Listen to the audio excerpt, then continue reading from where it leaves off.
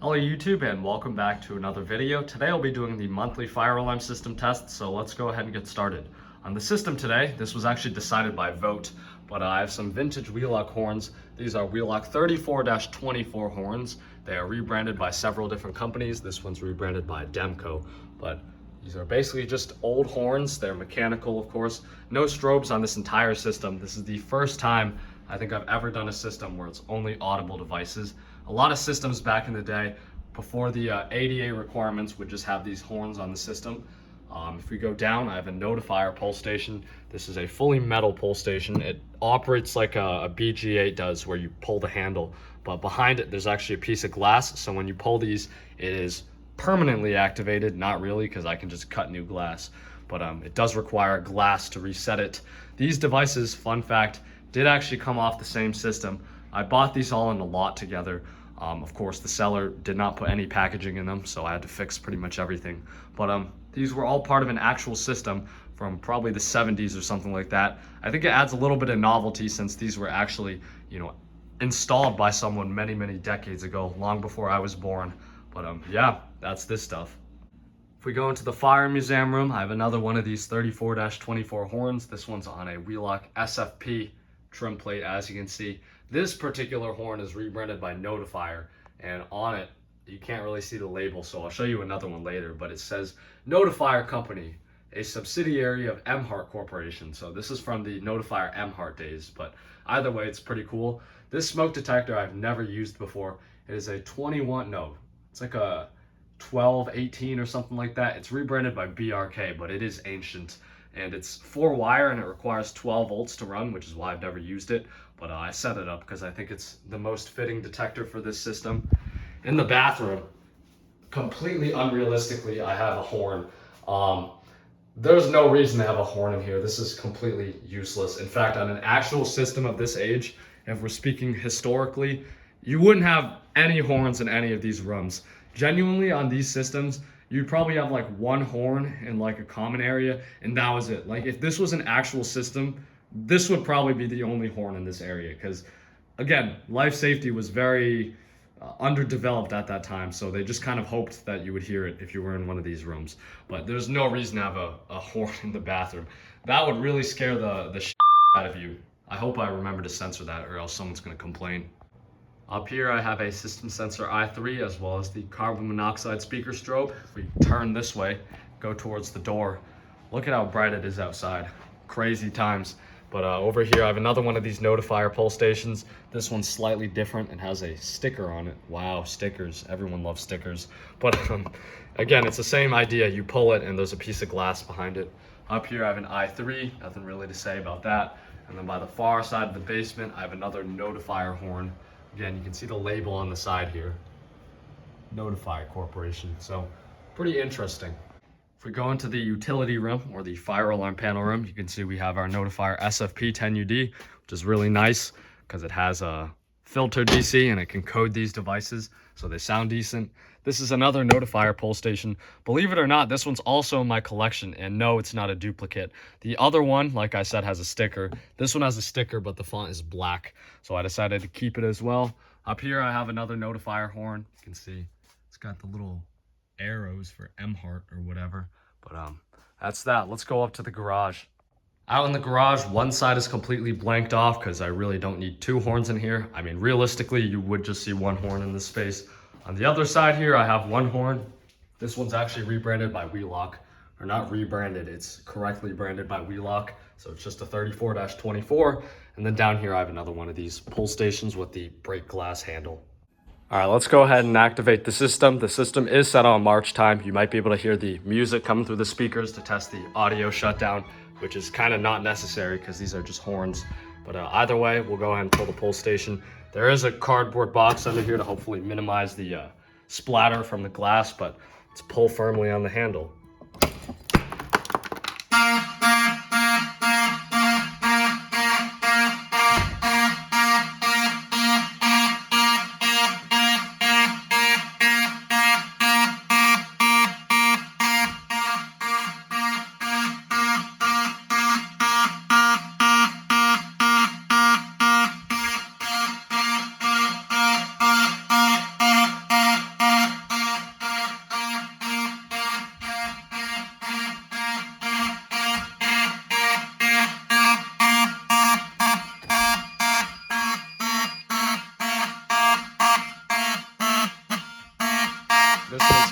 being weird.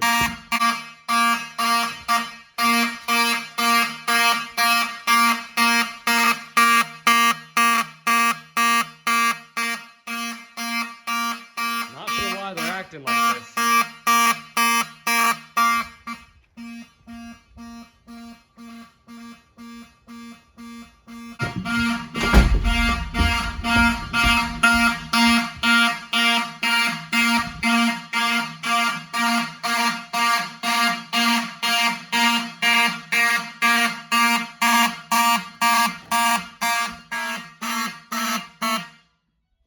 There you go. I think that's just how old horns behave, unfortunately. They are kind of mechanical horns, so they can be a little unreliable like that. They're certainly a little finicky. But let's go ahead and reset this pull station. So these things, again, require a new piece of glass. So you just put that in there, and then you need the key, of course. Then that's how you reset it. Again, in a lot of cases, these are not allowed anymore because most pull stations that need some sort of element like this to reset are hassles to the fire department, but there you go. All right, the horns are now gonna do code 3 because I went ahead and set them to do that. So let's pull this pull station.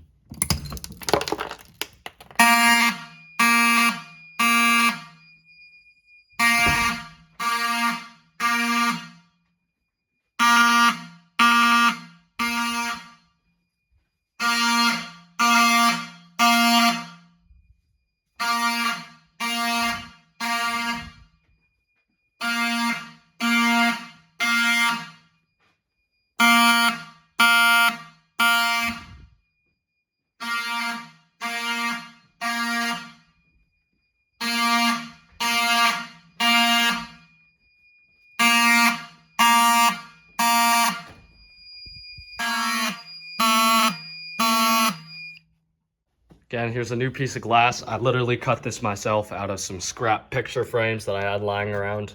It's basically the same thing, just some sheet glass, but hook that on there, use the key. Same notifier key, by the way, as the modern devices. They haven't changed it. But after that, we can go ahead and do a system reset. Let's go ahead and re-alarm with this smoke detector.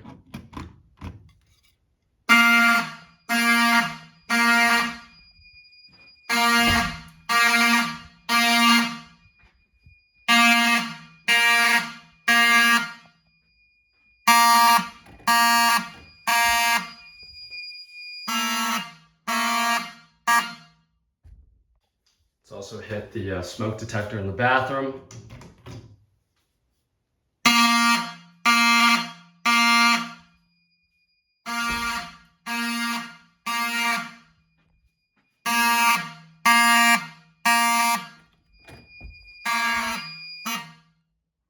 Perhaps even the smoke detector in the utility room. Let's go ahead and use our stick.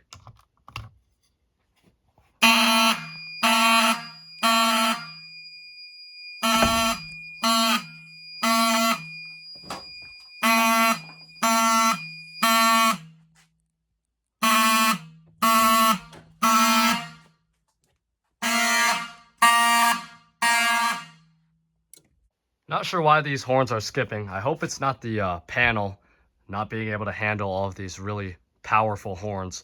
But either way, I think that's an interesting quirk of these older systems. I have the system set to half march time and half code 3. So I have one knack coding to code 3 and the other one to march time. Let's pull this pull station.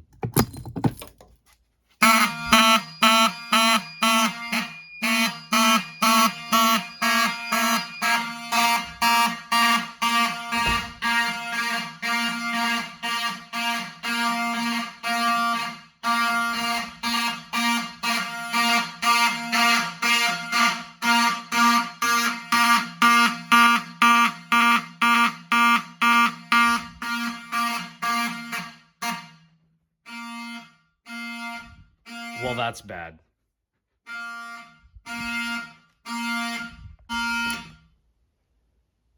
All right, maybe the panel can't handle these devices.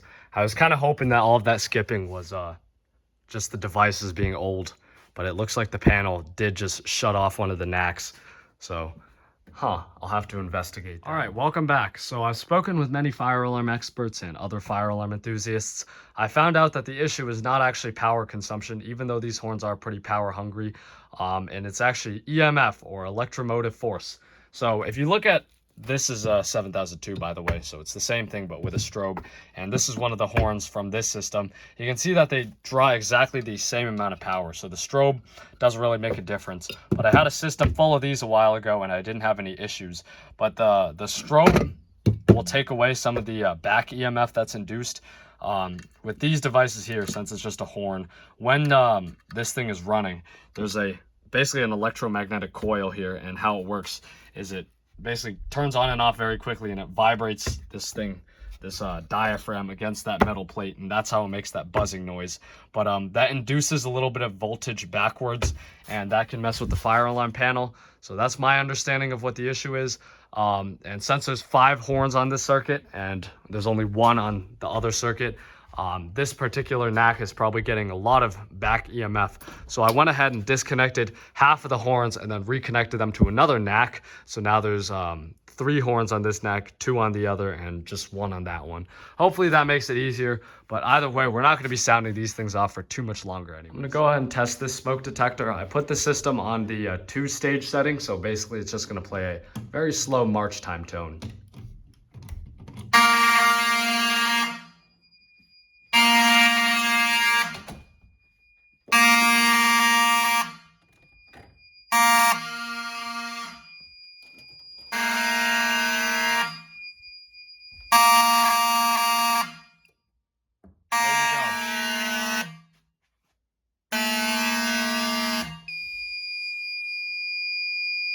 I'm going to use a function that I don't use very often. I'm going to put this unit in walk test. So I'm going to put it as an audible walk test.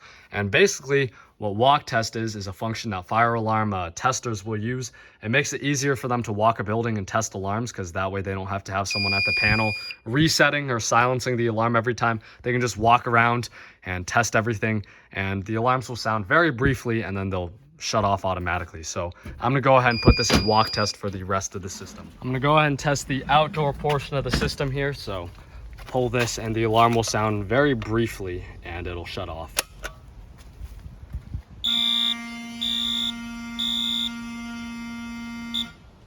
There you go. As you can see, nothing happened with the door. The walk test function bypasses relays. And of course, if I don't reset it, it'll just keep going off for a short period of time. There you go. So now we can move on to the next device without going back to the panel. It's not too hot today. Let's go ahead and test the deck pull station.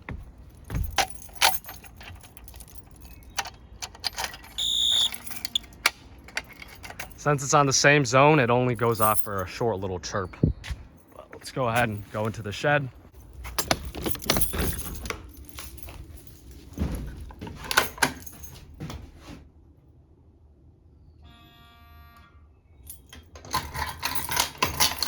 There we go. Close this door. Let's go ahead and key activate this pull station here.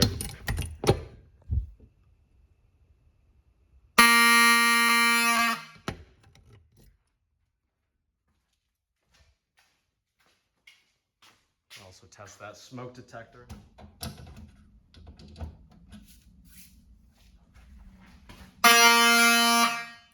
There you go. That whole part of the system has now been tested. And as you can see, that went a lot quicker than pulling a device, going back to the panel, resetting, and then going back to another device. It just speeds things up for technicians. Usually I don't do it because I want to keep things interesting, especially if it's like a voice evac system. I just want the alarms to go. But in this case, since it's just horns, they kind of just do the same thing over and over again. So I thought I'd demonstrate that function. Let's go ahead and reset the system.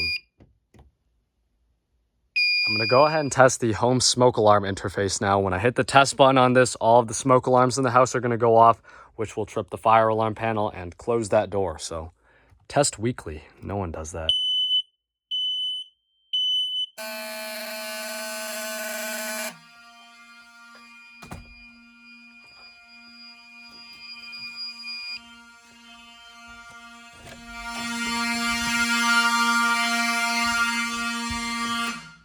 There you go. And that's the EMF in action. As As you might have heard, these two horns shut off. That's the EMF in action once again, because these two horns are closest to the fire alarm panel. I put them on their own knack, so they do give up first, but the other ones seem okay. Now let's go ahead and test the carbon monoxide system.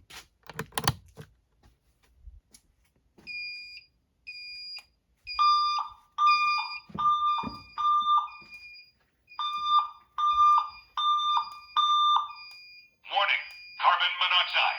Please evacuate the building.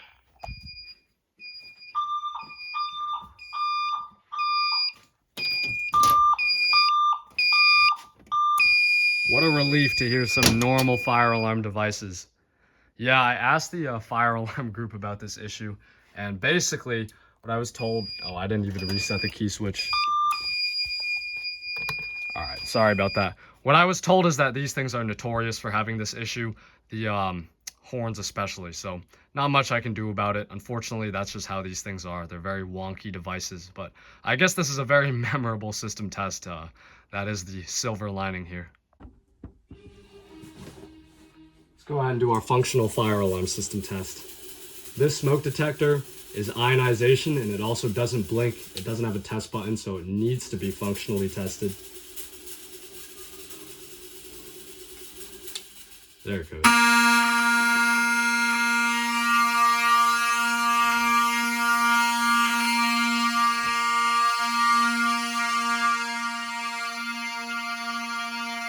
Of course, these two are shut off.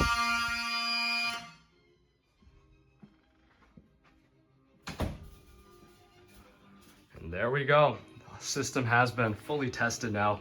This detector actually responds pretty quickly to smoke despite its age. I think it's from the 80s or something like that. But it's also ionization, and those detectors usually don't age that well.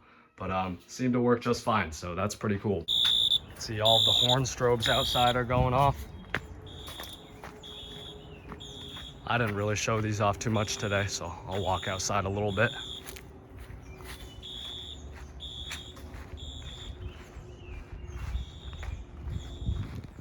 You can see the beacon is flashing over there. It's not showing up on camera though. Other than that, as you can see, the smoke has spread through all of the major rooms here because I left the doors open. Same moral as every other time I do these smoke tests. Doors are very important. Of course, this fire barrier closes. In an actual building, you'll see smoke doors throughout pretty much all the hallways and things like that, and prevents smoke from spreading. In this case, there's no more smoke or fog coming up, so it's not really going to spread everywhere. But if that was a fire with thick, toxic black smoke, and we take away all the light as well, you'd probably find it pretty hard to walk around here and find your way around. So pay attention to these things. Life safety matters. Other than that, thank you for watching this pretty disastrous system tests. I hope it was somewhat entertaining, although if it wasn't, I'm sorry about that. But yeah, thank you for watching, and I'll see you in the next one. Farewell.